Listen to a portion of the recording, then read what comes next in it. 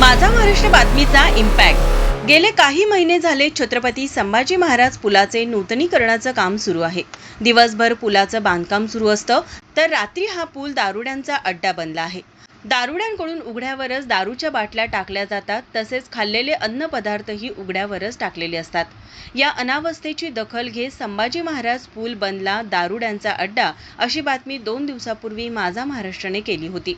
या बातमीची दखल घेत प्रशासनाकडून 2च दिवसात छत्रपती संभाजी पूल व तिथला परिसर स्वच्छ करण्यात आला।